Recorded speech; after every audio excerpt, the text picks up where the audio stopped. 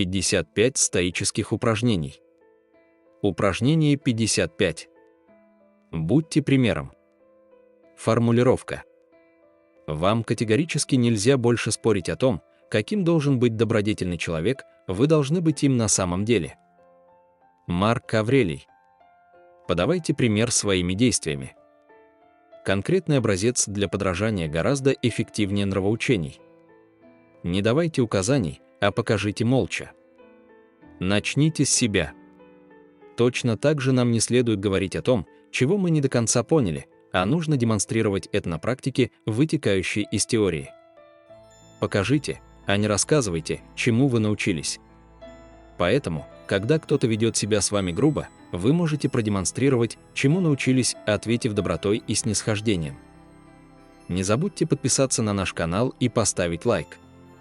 Спасибо большое!